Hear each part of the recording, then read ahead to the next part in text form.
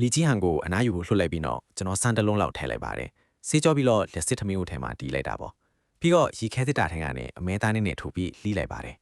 အာလူနှလုံးကိုအခွင့်နွားပြီးအာလူအမဲသားကြော်လီလှုပ်စားလိုက်တာပြောင်းတလင်းခါသွားတာပါပဲ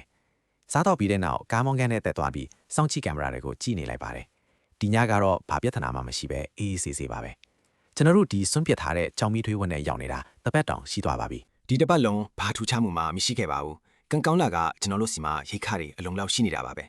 လူသူကင်းဝေးတဲ့ဒီလိုတောစွန်တောဖျားမှာဘလို့ရှင်းထမ်းရမလဲဆိုတာကိုလည်းကျွန်တော်တို့သင်ယူရပါမယ်နေတိုင်းပတ်ဝန်းကျင်ကိုအကဲခတ်လေးရှိတယ်လို့ဝါလီကိုလည်းအပြင်းလွှဲပြီးကင်းလှည့်ခိုင်းပါတယ်ဝါလီကရိုးရိုးခွေးလေးတစ်ကောင်ထိပေပဲအရမ်းညံကောင်းပါတယ်တခုခုထူးခြားတာနဲ့ဟောင်းပြီးပြေးလာတတ်တော့တကယ်ကိုအဖိုးတန်နဲ့ကင်းဆောင်ခွေးလေးပါပဲလူဆိုတာအကြာအီးလှုပ်ရှားရှားမရှိရင်ကျမ်းမာရေးထိတ်ခါလာမှာအတေးချပါပဲဒါကြောင့်ကျွန်တော်နဲ့လီကြီးဟန်တို့နေတိုင်းကိုလက်လှရှားမှုလုပ်ကြပါတယ်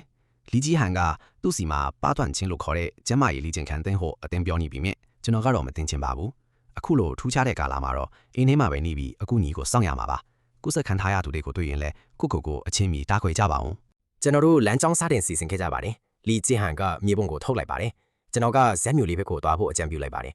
အဲ့ဒီမျိုးလေးကတိတ်မကြီးပြီးမှလမ်းကြောင်းဆောင်ရှိတော့မျိုးထဲအထီမဝင်ပဲအခြေအနေကိုအပြင်ကနေစောင့်ကြည့်လို့ရမှာပါတကယ်တော့လူစီကားတဲ့နေရာတွေကိုလည်းတွားကြည့်တင်တာပါဘာလို့လဲဆိုတော့ကျွန်တော်တို့စီပါသတင်းချက်လက်ကအရင်နဲနေလို့ဖြစ်ပါတယ်မြန်ကားဖို့တကြားအဖေမြန်မောင်းတော့သွားစို့သူတို့ကိုမျက်ခြေဖြတ်ပစ်လိုက်လီကိုကြီးမြန်မောင်းပါမြန်မောင်းသွားစို့မင်းတို့တိုက်တက်တီနဲ့ကျွန်တော်ကအမြဲတမ်းဥပဒေကိုလိုက်နာပြီးစီကန်းရှိနေထိုင်ခဲ့တာပါ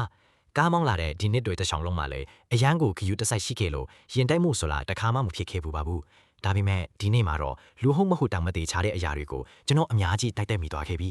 မင်းတိုက်မိသွားတာတွေကအသက်ရှင်နေတဲ့လူသေးကောင်းတွေအများကြီးပဲသူတို့မသေးရင်ငါတို့တေးမှလေသူတို့ကိုလူလို့တောင်ခေါ်လို့မရတော့ပါဘူးအခုငါတို့ဘယ်ကိုသွားကြမလဲမသိဘူးလောလောဆယ်တော့အမျိုးသားအဝေးပြေးလမ်းမကြီးအတိုင်းပဲခဏလောက်ဆင်မောင်းသွားကြည့်အောင်